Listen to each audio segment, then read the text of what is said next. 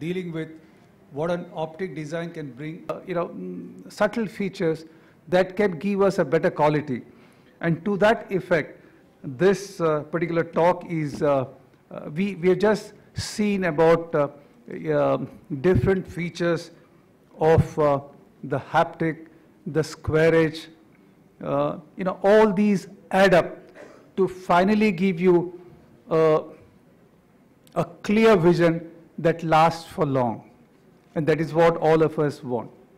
We know that a square edge, either it's, whether it's lathe cut or compression molded, it matters so much. It shouldn't be round, it should be absolutely square.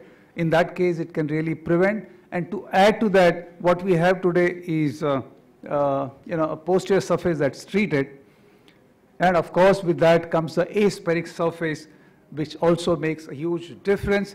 In the aspheric surface, my talk is going to focus on what Hoya has given us in terms of taking care of some of the problems that we get with either decentration or a tilt. And this is very basic, which tells us that when you have a positive spherical aberration, it does affect the image quality and the contrast.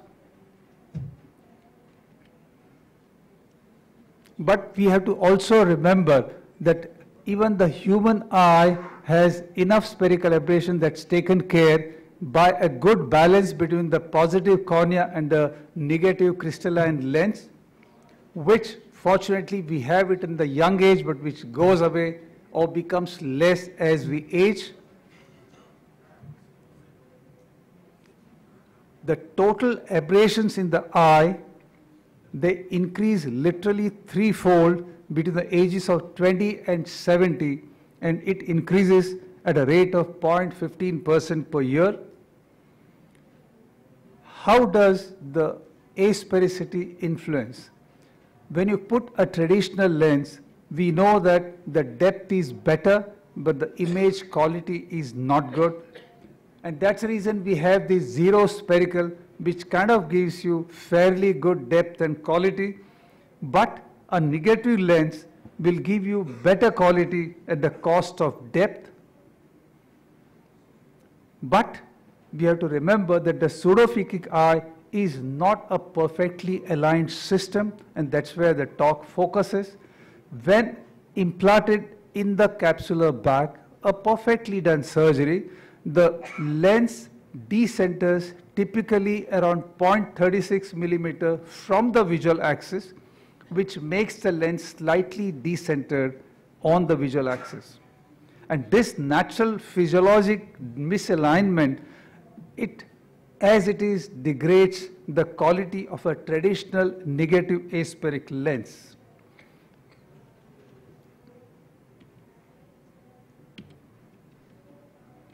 It's not.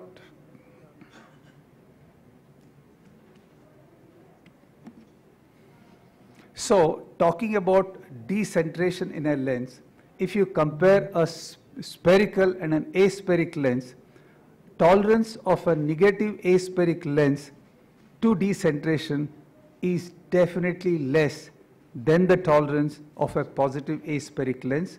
The advantage of an aspheric lens design is lost if there's a significant amount of decentration. Just to show you how it matters, in the first part of the picture, your cornea is neutralized by a negatively aspheric lens. So you have literally an eye with zero spherical aberrations in the visual axis. But if the lens slightly decenters, what it gives is eye with a coma. An effect of tilt of a lens is equally bad, but when you look at this interesting picture between a spherical lens and an aspheric lens, the effect is not worsened whether the tilt is minimal or maximum in a spherical lens, but it worsens when you have an aspheric lens. And with those informations in the background, what we have is this new concept of ABC design, in which the center of the lens optic is minimally negative, almost aberration free, and the periphery is like a standard aspheric lens. We know that in a spherical lens, the power as you go from the center to the periphery, it increases, and you have more spherical aberration which are positive. And when you use an aberration-free lens, throughout the aberrations caused are more or less same. And with a lens which is negatively aspheric, the opposite happens. And this concept, if you look at this particular slide, a sphere in a 20 diopter lens, as you go away from the center, you get more spherical aberration. And in that backdrop, when you use this particular ABC design lens, it has first two parts within 1.1 millimeter, which is partly positive and partly negative.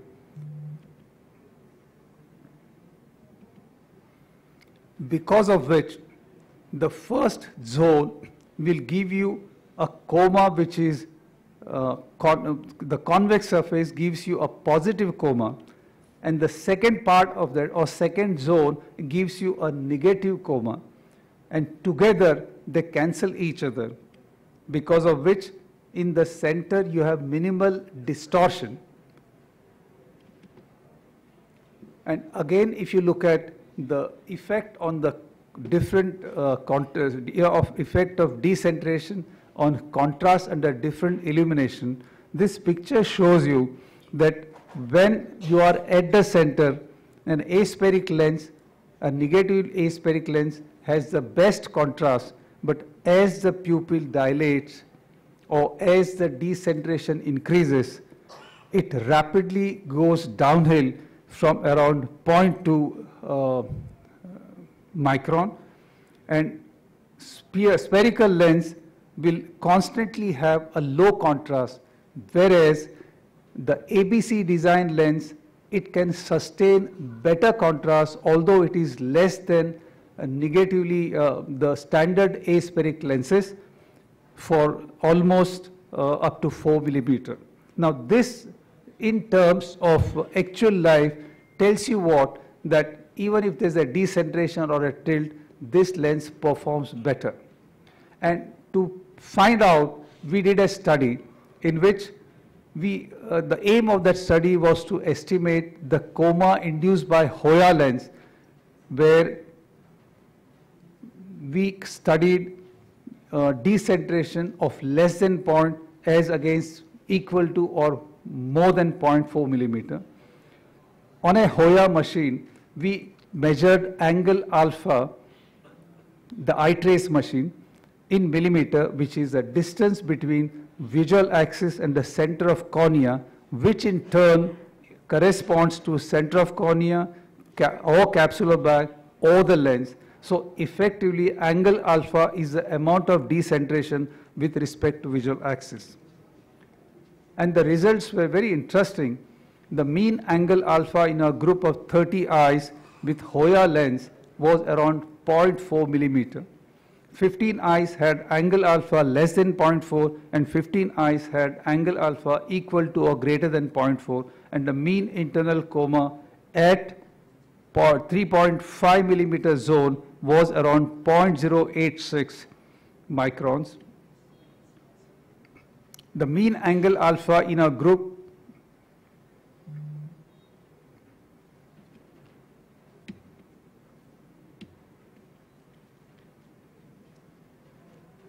Can you go one slide forward, please? Back. So the internal coma at 3.5 millimeter zone in eyes with angle alpha less than 0.4 millimeter was around 0.07, and internal coma at 3.5 millimeter in eyes with angle alpha greater than or equal to 0.4 millimeter was around 0.1. The difference between the two groups in Hoya lens was not statistically significant, which gave us a conclusion that Hoya IOL with ABC design, with advanced ABC design, performed equally well in eyes with angle alpha lesser or greater than 0.4. So in summary, ABC optic reduces not only spherical aberrations, but also the coma aberrations that are typically induced by misalignment or tilt of a negative aspheric lens. And ABC optic has improved contrast sensitivity over a wider range of lighting conditions than a standard aspheric optic. Thank you.